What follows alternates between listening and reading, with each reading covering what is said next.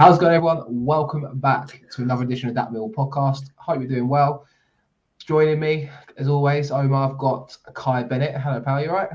Good, thank you, mate. Yeah, good, thank you. How are you? Not bad. We're a day late today because we were meant to do a show yesterday. Didn't get the time to do it, but here we are. One day late is not too bad, is it, Kai? As long as we get a show out there. But yeah, all the better for Millwall winning on Saturday. The third form team in the league after 10 games, the last 10 games, mate. Everything's looking hunky-dory now all of a sudden. Absolutely. And Gary Rowett's change of formation, change of shape in second half did us worked wonders, didn't it? And we all of a sudden looked a different team, which was lovely to see. A back four at home, albeit for 20 minutes. We'll talk more about it anyway. Obviously, that's the 2-1 win over Stoke on Saturday. We'll go into part one now and we'll talk all about our win on Saturday.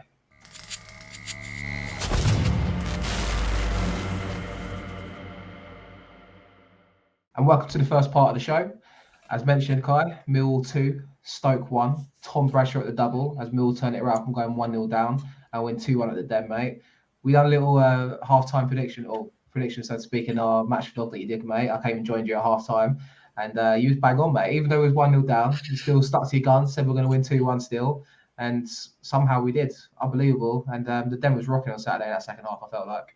Yeah, it was fantastic. As soon as Bradshaw scored his first goal, it just felt like a real change in momentum. I felt like a change in momentum after the second half started, to be fair. We were quicker and more energetic, more lively, and Stoke almost looked like they were happy to sit on a 1-0 lead and just sort of try and see it out and frustrate us. But the change in shape did wonders. I'm not quite sure whether it was planned or not, with Evans obviously going off. But it looked like Smith was ready to come on anyway, which was a good move for Smith. I was a little bit worried about how Smith would do, considering there are 4 centre-backs on the pitch, but I thought he was brilliant. I thought he won most headers in the air and actually took away Harry Souttar from Jake Cooper for our second goal. If Smith's not up there if Smith's not on the pitch, Souttar marks Cooper, and Cooper might not win that flick down. Yeah. So I think, it really took a little bit of. We didn't. Funny enough, we didn't. According to BBC, we didn't have a single corner on Saturday.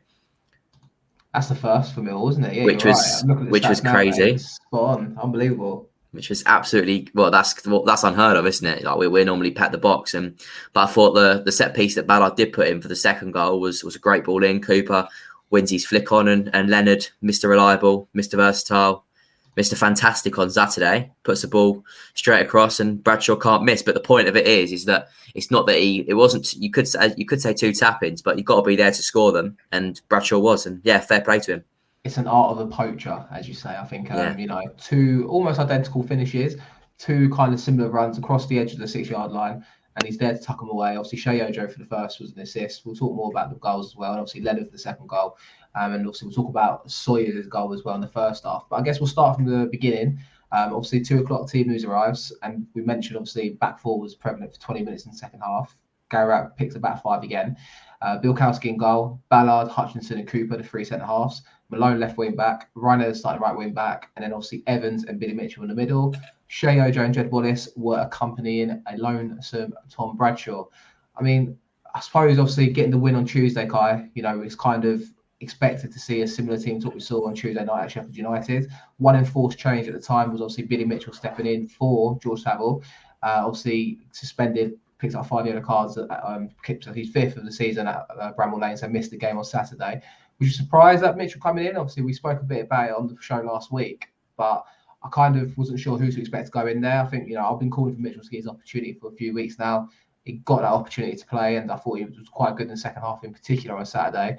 But obviously, it was interesting to see that kind of dynamic between Evans and Mitchell, and maybe was it the perfect partnership in the end? It's hard to say, but first half in particular, it wasn't too great, was it?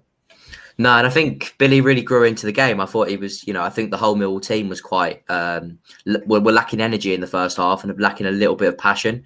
But I think what defines Billy is his overall stamina and overall energy to last longer than everyone else. I mean, you hear about it, don't you, that Billy Mitchell's the only one that comes close to Murray Wallace in pre-season. Yeah. And I thought that as the game wore on, he got better. And that's probably because, with 5 minutes to go, he still looked fresh. And that's absolute, credit to him for his fitness levels. Because, working for 85 minutes and he still looks like he's going to win everything. And he worked really hard. And I thought he was brilliant in the second half, especially. And I thought Keith came in and sort of just, made it even stronger, that midfield. We looked less and less likely to be broken down the more and more the game went on. There was a couple of nervy moments, but yeah, funny enough, Stoke didn't throw what I call the kitchen sink at us in the last 4 minutes, wasn't it? I added on time. I thought they'd be camped in our box, but we actually managed to find a way to get out. And the only real problem was I think a foul on Bart, wasn't it, from a corner? And then we cleared it. Happy days, and won the game. Brilliant. Yeah, I mean, on Mitchell, obviously, you mentioned he's a bit of an engine in there. I think that's probably why I kind of wanted him to be in the side. Sometimes midfield is a bit lacklustre, especially at home. Obviously, Saville and Evans shut us up on Tuesday night in all intents and purposes. They were both kind of brilliant, I thought, at Bramall Lane. But with Mitchell, he gives that energy. But like you say, he's kind of a box-to-box kind of midfielder as well. And he just seems to be, I think in the first half, we'll talk about it, obviously, the game started and it wasn't, all like a perfect Millwall home display, so to speak, early on. I think Bart was called into Sables in the early doors, putting out he's kind of clawed down to the right hand side to stop the Stoke City attempt on goal. About 3-4 minutes in, it was pulled back, header at goal, and he done great to save it. Which didn't really get a kind of foothold in the game, did we? I think it was kind of trying to edge our way into it, and almost I felt like giving Stoke a bit too much credit and too much respect, if you know what I mean. Yeah, I think it was a great save from Bart. It actually looked, from where I sat, it looked like it went off before the cross that came in. It already gone off, but playing to the whistle and stuff, and Bart pulls out a top draw save, fantastic save. But how many times have we said that about Bart this season already? And he comes up again, and there's nothing he could do about the goal.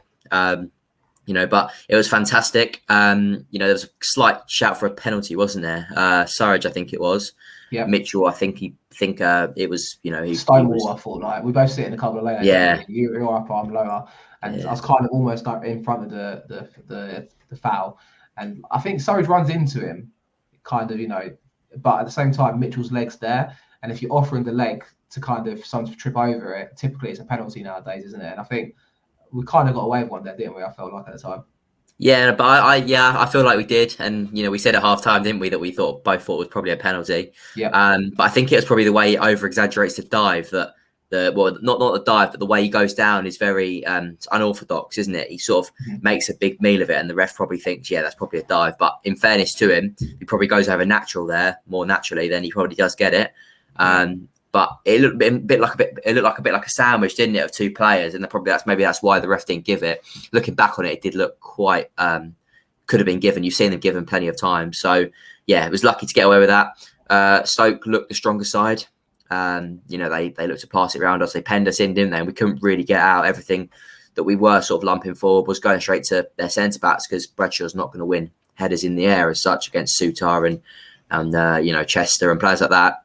One thing that I would describe the first half as was frustrating, and you could see that when Jed pushed Chester straight into the advertising boards, which got a good reaction, wasn't it? So you could see the frustration on the Millwall players, and they came out in the second half and did themselves proud. Definitely. I mean, I think, you mentioned obviously Bradshaw being up there, he's not going to win headers, but what he does offer, I felt like, the first half, I'd say Stoke probably had a fair kind of more of the ball, so to speak. I think for the whole game they've dominated possession anyway, but you kind of expect that from the Stoke City side, with like Sawyers in midfield anyway. But with Bradshaw in particular, he does offer that kind of non-stop kind of pressing, I feel like, and especially with a front three of Bradshaw, Ojo, and Jeds. You've got three kind of versatile players in there that like to kind of put the kind of hard yards in, so to speak. And I thought, in particular, Bradshaw, he's my man of the match on Saturday, not just for the goals, but also his undoubted commitment to, putting a shift in for his team. Yeah, definitely. I thought they were excellent. Jed and Bradshaw were fantastic running wise. They ran all game. Ojo came to life in the second half. Maybe could have done better with that strike in the first half. And we said this at half time, didn't we? That if they're players that had the chances, put them away. I think there was a couple of chances, weren't there? We had Jed was through. Ojo had a good chance, and Leonard was given a good strike on goal. If them three players are a little bit more clinical, we could have gone into the break actually quite comfortable after quite a poor first half. But it just shows you their fine margin. If we get them right, even when we're not performing well, we can still lead games and take it to the opposition. And I think in the second half, we just, we cemented our control and our dominance in the game, and got our rewards. Definitely. I mean, so obviously, like I said, the kind of edgy start, started kind of edging it, and 20 minutes comes. And I think at the time, it's like Millwall in possession, the ball goes back to Bart Bielkowski in goal. And if you look back on the highlights, I think it does pick it up. Also, it was noticeable at the time. it's kind of the defence is split, the centre halves are pulled away. Mitchell's in the middle, kind of begging for the ball to feet. He's like, give me the ball, give me the ball.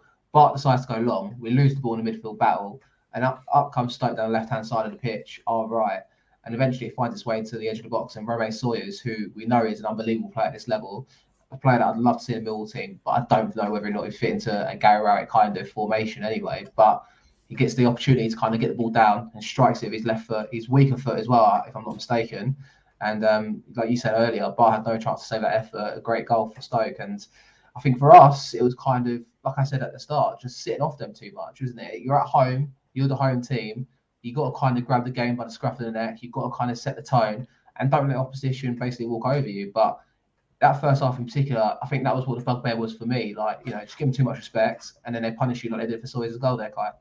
Yeah, they've got an incredible midfield, haven't they? If you look at players like Joe Allen, Vrancic and Sawyers, it's a very tidy midfield, that, isn't it, for a championship squad? So it does show they've got quality, and that's why you can't give them too much respect, because if you do, they'll find their pass, they'll pick their pass. They've got players running off them, running off the ball. You've got Surridge, Timon, who's very quick. They were playing a makeshift right back. I think their right back, Tommy Smith, I think it was, or someone like that. They got injured in the warm up, or there was some problem. But yeah, they have players running off the ball, and they're quick. They're direct in the way they play. They're not direct in the balls they play, but they're direct in they get the ball and they look to get in on goal. And they were overall very dangerous. You have Jacob Brown running down the middle, who's a good player. I think they did miss Nick Powell. I think they missed his creativity. There's a few moments where they had that, just needed a little bit more calm on the ball and a little bit more creativity, and they probably missed that, in fairness to them. But we were missing Saville, Bennett, and Afobe. So even though obviously Afobe couldn't play and Saville was suspended, I think even them two are big players for us. But even Bennett, who did so well in the week against Sheffield United when he came on, he's a big player. And I thought, Stoke, we did give them too much respect, and that was our downfall in the first half. And Sawyers' goal, I mean, great strike, wasn't it? Fantastic strike. I mean, there's no stopping that from Bart. He just, it probably didn't get out to him soon enough. When we did, he just sort of shifted it onto his left foot. And that shows the class of how good he is as a player and what class he possesses in that Stoke squad. Because when they click, them three midfield players with Vrancic, Allen and Sawyers, I mean, any one of them can hit it. So yeah, that's why you can't stand off them too much. Yeah, and that's entirely true, mate. And I think, like I said, maybe I share the same frustrations as a lot of people in the crowd, and maybe it gets misconstrued because there's quite a split opinion about it, especially the first half performance. The team went off to booze, and like you said, though, rightfully, Leonard has a chance. Jed Wallace breaks through on goal from the right hand side, albeit difficult for him, halfway line. He's going towards goal. He kind of takes it away from goal, doesn't he? We said that at half time when we was chatting about it, but it was obviously a tough situation where he's got to run into goal and then tuck it away. And I think Stoke defender covers great, stops that from an opportunity from going towards goal. And as you mentioned as well, Ojo has the opportunity where he's kind of at the back post, gets it out of his feet and kind of skivs it to the left. But they go off to boost Kai at half time, and I guess we should address that. Do you think that's a build-up of events, not necessarily just that first half, but as a whole, the home games in general, Luton fresh in the mind at the time as well? Or for me in particular, I don't think I booed, but I wouldn't be begrudged to boo that performance in the first half. It's not necessarily the quality on show, but I just felt the desire wasn't there in particular, like I said earlier. But yeah, obviously going off to booze whilst creating chances to be 1-0 down is not typical at Millwall, but at the same time, shouldn't be surprised to see it, I don't think. No, absolutely not. I think, the team, weren't playing well, when they've got to accept the fans were frustrated. I was frustrated. You were probably frustrated. And, we said about half time, didn't we, that we were worried that if they did come out second half and they didn't turn the energy, put more energy in, more passion, we could lose this game 2-3-0. And I think then boos, we could go against Luton when the players were booed off at half time. I don't think the players really took it that well. If I was a player and I got booed off at halftime, I want to come out second half and put a performance in for the crowd and show them, that we can do it and, that we're a good side. And second half, they responded brilliantly. And I think, they might have needed that little bit of frustration at halftime just to show them that that's not good enough. And I'm pretty sure Rowett would have told them it's not good enough too. And and they came out and responded brilliantly. It's all about, it's not about the setbacks. It's how you come back off the setbacks. And yeah, they did well, and they showed more of a Mill passion and determination that we want, and as we asked for as fans. Definitely. I mean, a unique scenario where there's 6 minutes added on in the first half due to injuries. We then get the second half eventually underway. There was a delay as well kicking off for the second half. The fourth official was injured, or the lino's injured, and the fourth official has to step in, one of the two. But we get going, albeit about 12 minutes after 4, which is, like I say, unique scenario. We're the last ones to finish probably on Saturday. 3 minutes into the half, we mentioned it earlier, Smith comes on for Evans. I don't think it was tactical, although maybe it was a sub in Gareth Rowett's mind. I think he said that in his post-match interview anyway, that we was considering going to back 4 even in the first half. I think I put a tweet out in the first half as well, and I felt like, let's talk a bit about George Evans now, because we're going to have to scapegoat him a little bit, even though I'm still unsure about Evans. I like Evans. You can see the undoubted quality he has on the ball. He strikes me as a Ryan Woods kind of character now in this side. He's a bit like a pantomime villain, where you can see he's a good footballer, but with the setup we have, the way we play in midfield, we prefer the likes of Billy Mitchell in there or George Saville, because a bit more dynamism about their play, if you know what I mean, Kai. But Evans comes off of injury. I think he's a calf injury, if I'm not mistaken. You probably correct me. But on comes Smith, 3 minutes in, and we go to a 4-4-2, mate. I mean, obviously, how did you feel at the time? Did you work out straight away we went to a back 4? I know I was trying to kind of pinpoint it, but obviously Leonard comes into the middle, and then we have Ballard playing it right back, don't we? And Malone left back, and the two centre-halves in the place there. It was interesting sight, but also exciting at the same time.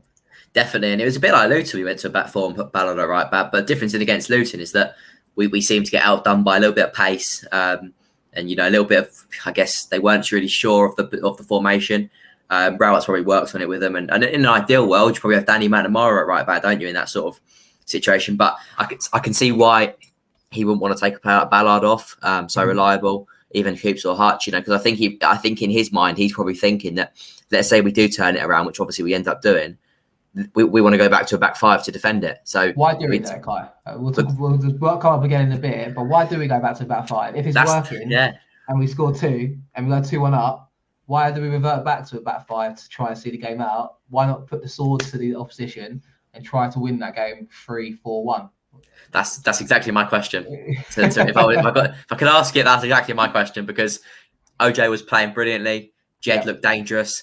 We looked to have clicked all of a sudden in the second half, and 20 minutes in the second half were the most exciting 20 minutes I've seen at Millwall this season, and probably all of last season as well on the watching it from home. So I don't know why I go back to back 5, if I'm being totally honest. I thought Leonard was fantastic though, in the middle. I thought as soon as he gets on the ball and there's an excitement around the ground, because he looks like he's going to drive at players and really put players on the back foot, and he does that. And I thought when Danny did come on, he used his pace really, really effectively.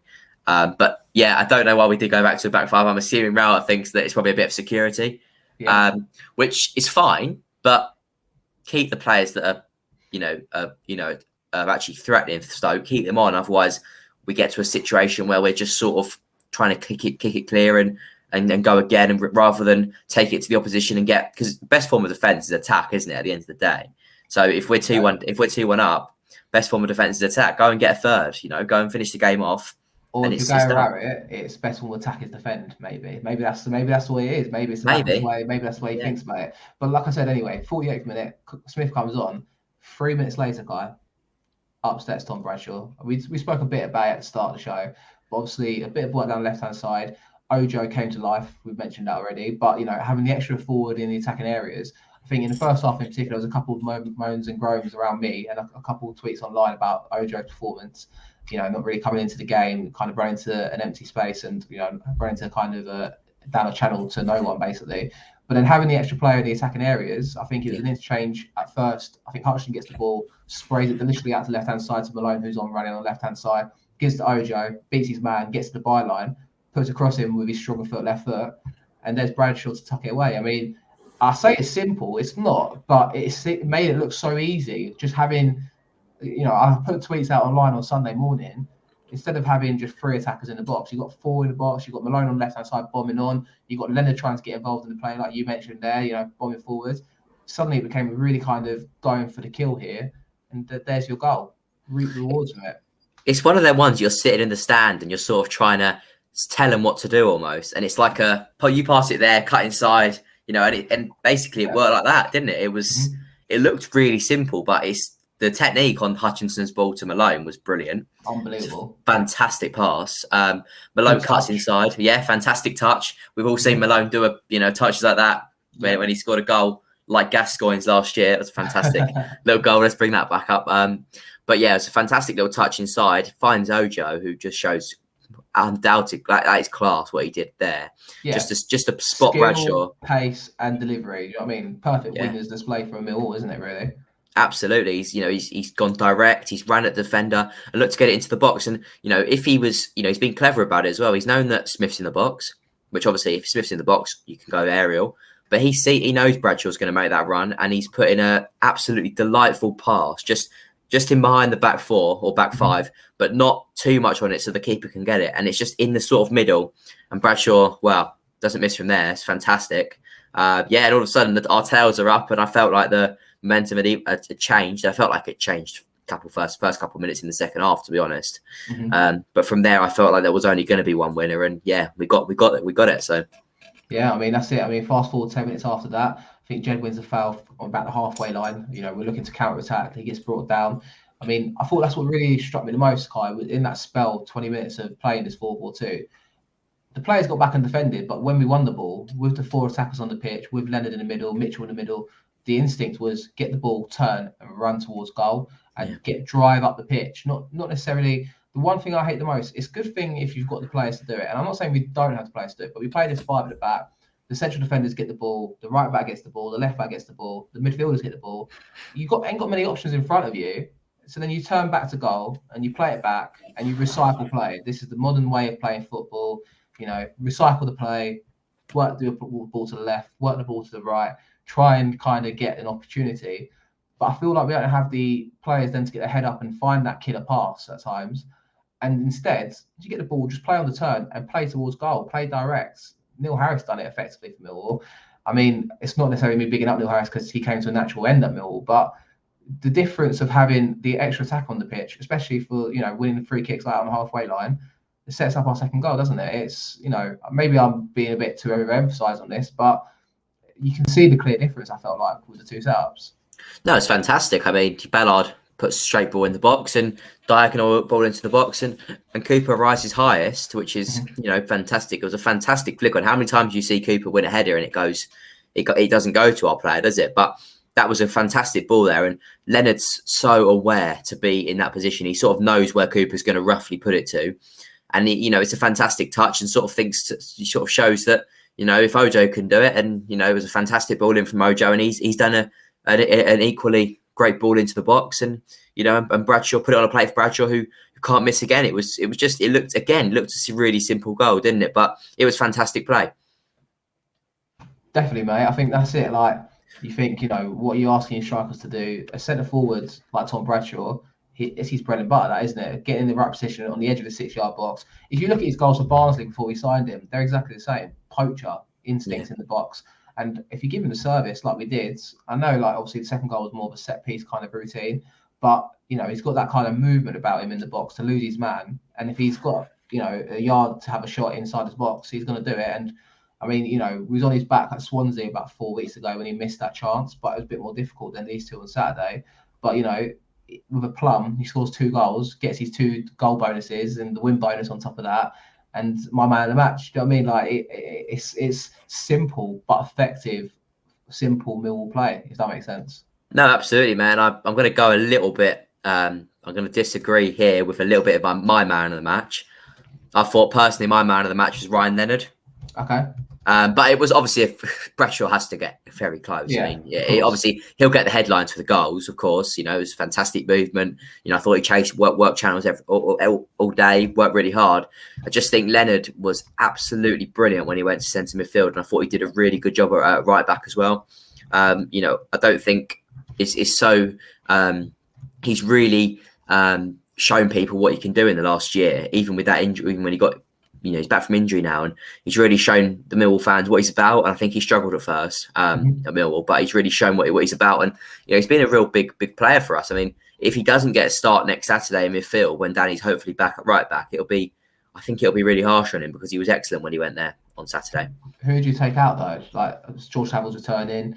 It's a kind of conundrum, isn't it? And also, what kind of setup are we going to get? I suppose we're away from home, so we're expecting the 5-2-3 to come back into play.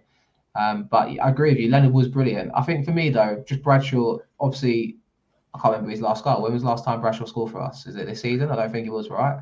I think it was last season we beat Bristol City 4-1, I think. You see, like, I mean, not only has he got the 2 goals that, he's proved that if you give him the service, he's going to bury them, because that's the kind of striker he is. He's that kind of Gregory poacher in the box, if you know what I mean, or even Neil Harris. I mean, Neil Harris had better goals than him, from all sorts of angles. But at the same time, you give these players the service, they'll be smart enough to pull off their man and score the goal. But also for me, like I said earlier, it was not necessarily just the goals, but also his work rate and his commitment. And it's kind of over the last 2 games, he kept his place by default Saturday because Afobe can't play against Stoke. But he deserved. He could have brought in Bob Arson. Who? But he deserved to keep his place in the side. I think it showed what he's about, and I think as much as we can see or we say his limitations today, he's a goal scorer, he's a striker, he's not scored enough goals for us. But if you give him that service every week, I think he is a 10 to 15, maybe even 20 goal season striker there. The service is there and waiting for him. He's put the effort in. He's done the hard yards, waited these opportunities to come in the side. I don't expect him to get dropped next Saturday. I mean, that would be a criminal kind of act, that wouldn't it, for Afobe? Even though Afobe is a great option, suddenly you've got 2 decent strikers on form here. I mean, on form of question for Afobe, but 2 good standard players if you give that service to them. Yeah, I don't think you can drop Ojo either. So, I think Ojo was brilliant in that second half, and he deserves a place in the team next week. So It's so hard. Who do you drop next week? I mean, if you bring Leonard in at centre mid, you drop Billy, because I thought Billy was brilliant in the second half. Obviously, Keith came on the second half, but Saville will probably replace Evans, won't he? I don't imagine Evans will be fit after going down. He didn't look in too much comfort, does he? So, so Saville will probably take his place. Will it be Billy Mitchell? Will it be Leonard? Both whoever loses their starting spot next week, either Leonard or Mitchell, it'll be really harsh on them because they're both brilliant. And then do you play 5-2-3 or 5-3-2, or do you play 4-2, 4-4-2 or 4-2-3-1? I mean, it's up to him because obviously it's up to him because he's the manager. But 4-2-3-1 could cause Huddersfield quite a few problems, especially if you went, I don't know, Jed. You could even play 4-4-2 with Afobe and Bradshaw up top. That if you don't want to drop Afobe, you've got to play a 2, because if you go 5-3-2, you have to drop one of Jed or Ojo. So it doesn't really work. So you have to play a 4-4-2. But then who do you drop, Cooper or Ballard or Hutchinson? Yeah. It's so many questions, but that's the beauty of having good depth in the squad. And I think it's something that, even though he moaned at having, quite a lot of injuries, and we all moaned that there was quite a lot of injuries, now we don't know who to drop. And I think that's a really nice problem to have, isn't it? Yeah, I mean, it's the best problem, isn't it, I suppose, for a manager. I mean, Evans getting injured is a shame. I think it's an unfortunate shame, but a convenient shame, because that then sparked that second half performance. We mentioned earlier, obviously, about the subs. We've gone 2-1 up. 5 minutes later, he's straight as we said there, Ojo off, Keith Bell on. He felt like at the time, he said after the match, their midfielders are getting more of the ball. We need to outnumber them in the middle. Keith Bell offers you that. He closes down the channels, the space, and stops the kind of through ball. But the Mills tweet sums up perfectly, right? So we're active in the second half. We're 2-1 up. We've suddenly turned it around. And then 68 minutes, change number 2, Ojo off, Keith Bell on. 8 minutes later, the Lions still look sharp, but the visitors are piling on the pressure. The defence are not letting anything through lightly. That's like the legit. Obviously, Stoke didn't have too many noteworthy opportunities, like we said towards the end of the game. But all you're doing by sacrificing an attacker further up the pitch is you put a midfielder on, and you're kind of naturally falling deeper. And I think he sends a message to the rest of the team, like, we're going to see this out here, if that makes sense, Kai. And then 10 minutes later, maybe a bit after, towards the end of the game, about 10 minutes to go in the game, Jed Wallace comes off, McNamara comes on. And at this point, you've just got Bradshaw and Smith up top, who, if there was a second goal to come straight after that substitution and then Stoke equalise, you don't really see the outlet or the opportunity there to kind of get up the pitch afterwards. You took off 2 natural wingers, 2 ball carriers. I don't think Neil Harris used to do it at times, and I'm not opposed to these substitutions with 5 minutes to go. But I just thought at the time, especially the atmosphere, the crowd we spoke about, everyone was really on side of the team. To take a player off literally and then go settle back to a 4-4-5-1, wasn't it? Putting Bradshaw on the right, who was scoring goals in the middle, you put him on the right, and it's 20 minutes to go. It's kind of like saying, all right, Stoke, off you go, try and score against us now, if that makes sense. We think we're not going to concede, but it's like it's playing with fire a little bit, but also I suppose a sign of Rowett as a manager. Maybe I don't know how you read into that. I mean, I think you could look at it two ways. I mean, one, you could look at it gives Stoke confidence because if Jed and Ojo are both off, they know that there's probably not going to be anyone that's going to be able to carry the ball for us. I know Danny came on and he did brilliantly when he got on the ball and ran at their defence. But, you know, they probably think, well, we can probably commit more men forward now and really look to score. But you could look at it the other way and think Rowett has got real confidence in his back five. And I think that's the way I'd like to look at it personally in a positive manner. But yeah, I mean, the back five never really looked troubled, did they, in the second half after we scored our 2 goals? But, you know, with the crowd, how we were and, you know, how excited we were with the performance in the second half, there was a real opportunity there to put 3 or 4 past Stoke and really kill the game off and then take Jed and Ojo off with 10 minutes to go when you're 3 or 4-1 up. I mean, there was a real chance there to go and score, let Bradshaw get his hat-trick, for example. You know, and Bradshaw's going to struggle to... One thing I would say, though, is obviously Smith did get played in behind, didn't he? Which savour them words because probably never say it again. But it's a shame it wasn't the other way around and Smith playing Bradshaw in behind. Because it was, I think he probably gets his hat-trick. So, you know, but fair play. I mean, Smith had a strike. It wasn't the best strike, was it? I mean, but, you know, it's all about composure and he probably is not used to being in that situation too much. But we were getting up the pitch. McNamara was driving us up the pitch and I thought he was excellent when he came on. But it's just a shame we couldn't maybe get another goal or 2, if not only to get all the 3 points, but just to boost our goal difference as well. Yeah, I mean, very true, mate. I think it's, you know, a case of like the opportunity is there to take it and go for it, if that makes sense. But at the same time, I'm not disappointed by the move. I just kind of thought we was winning the balls like higher up the pitch because you got more attackers pressing high up the pitch, getting in Stoke's face in all intents and purposes. Admittedly, you maybe leave yourself a little bit open to a counter-attack if you throw too many players forward. I get it. But at the same time, we're winning the ball high up the field. We're then turning it straight on the opposition and kind of going for it, if that makes sense, Kai. And I felt like we're just kind of going, all right, we've had our counter punches now. We'll kind of settle back into default. It works in the end. So for 1 second, you think I'm going to criticise the manager for that. No, you're wrong. But I just think it was maybe an opportunity, like we said earlier, to kind of hit home and maybe take the 3rd, 4th. But you run the risk, I suppose. It's a balancing act. But yeah, we see the game out, mate. Rocking on over the Wells on. Status quo. We're all happy. Rocking on over the world. But we've had it 3 times this season. But it felt like the most significant win of the season at home so far. You know, we kind of scraped it over the line against Blackpool, thanks to, you know, some Jed Wallace master shows there. We then play, obviously, Bristol City. Again, Jed Wallace to the rescue. Scoring penalty after coming on as a substitute. But this one was no involvement from Jed Wallace in either goals, by the way. But also, it felt like we earned that and the crowd enjoyed it as well, Kai, if that makes sense. And to get over the line in that kind of fashion and win the game, but also see a glimmer of what we could look like with a back 4 potentially in the future, it just felt like a well-earned, entertaining 3 points, sending everyone home happy, if that makes sense. Yeah, definitely. I think you summed it up perfectly there. I mean, Blackpool was a great win, but we probably expected to win that with them going down to 10 men. Yeah. Bristol City winning off a penalty. It was fantastic to win off a penalty, but it always, you know, doesn't feel as good, does it, as winning off a open play strike. You know, obviously it feels. I feel just as good after a win, after any win. But you know, when you play well and you really take it to the opposition like we did in the second half, it makes you feel so much better about the side. And Saturday was a real hard fought win, and we got over the line in the end after a pretty poor first half. But the goals we scored as well were nothing short of class. They were fantastic goals, and it just makes you think that, yeah, do you know what? If Jed's having an off day, which I don't think he was on Saturday, I just don't think he didn't really get any opportunity to put the ball in the box, did he, or anything? Didn't get any. We didn't have any corners, did we? So, you know, so if he's having an off day, we can create chances other ways, which is always nice to see. Especially with the over-reliance we've had on Jed, obviously so far this season.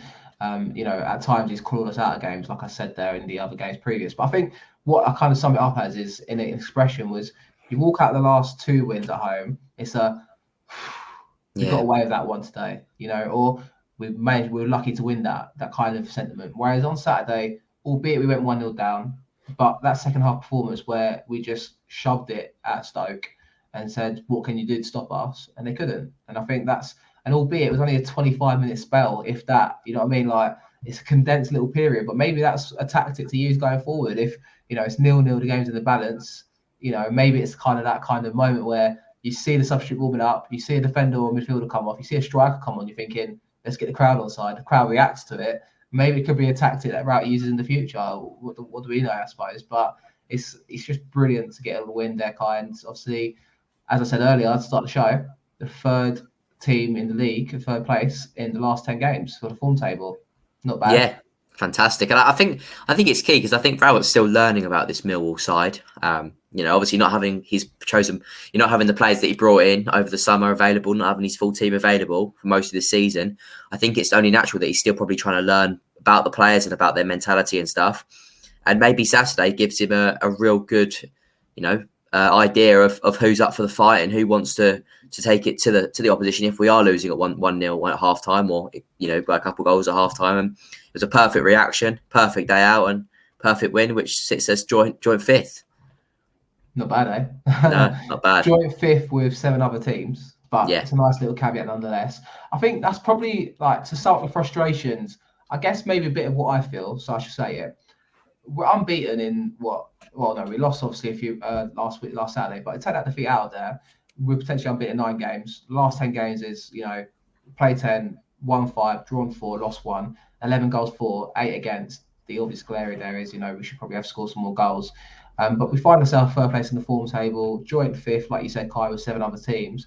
But I think it highlights maybe the lack of quality in the Championship this season, where I think in the past, if you've got the last 10 games as a form guide, you probably have 3 or 4 teams in there that got more than 20 points. We've got 19 out of the last 30, which is brilliant for a club like us. If we average that for the whole season, we'll certainly be in and around the playoffs, which is superb. But I think that's what's frustrating as fans, is that the Championship, aside from at the moment Bournemouth, Fulham and West Brom, is very, very mediocre. Maybe mediocre is not the right word. It's competitive, but it's competitive amongst the 21 other teams in that position, if you know what I mean. You got Derby at the bottom who are kind of sodded and going away with it. And aside from that, you got teams all over that, all can have a say and a shout of potentially a snout in the playoffs there, where you put 5 wins together or something silly, you might suddenly be in the top 4. I think that's what we're all worried about as Millwall fans, is maybe we won't get a good opportunity again. We've said this the last couple of seasons. You've got the opportunity there now, go for it. And, we've tried twice now with Rowett in the last 2 seasons. Third season, let's get up there. Let's do it, if you know what I mean. Yeah, definitely. I mean, if you look at the teams in the playoffs, you've got Luton. I think Luton and Coventry are still in the playoffs. Coventry drew 1-1 with Derby, didn't they? I mean, Derby seem to be putting up a fight everywhere they go right now, which is credit to them. But, there's winnable games coming up. We've got Huddersfield next week. Then we've got, I think, 2 home games follow. I think it's Reading and Derby. Realistically, there's 3 games there that we could win all 3, and all of a sudden we're, 9 points out of 9, and more importantly, we've won 7 out of 8, which is something unthinkable, isn't it? But, and probably in the top 6 if we win them 3 games. I think Saturday's games will be a big one. Obviously, we're in 10th place, same points as Huddersfield. I think, to go there and get the win would be superb. And, you're right, send us into Reading and Derby at home. I mean, you never know, mate. At the same time, fantastic. Last time me and you sat excited and hopeful was before Luton. So let's not do that again. I'm not going to sit here and get excited whatsoever for now. I think it's feet on the ground, 1 game at a time. And hopefully Saturday against Huddersfield, we can do the business and hopefully, carry that form on, like you said there, mate. I think we ran out of time anyway, Kai. You got anything else you want to put forward? Or you said your man of the match was Leonard, isn't it? So I think that's about it. Yeah. Anyone else stood out for you on the game on Saturday? I think it was a workmanlike performance. Yeah. Second half in particular. First half wasn't great, but second half we were a lot better, and everyone around the pitch done their bit, I suppose. Yeah, I think Leonard and Bradshaw are probably your obvious 2 picks for man of the match, and everyone else just chipped in with a really good, as you said, workmanlike, determined performance. So yeah, fair play to the squad. 4 wins out of 5, rocking all over the world.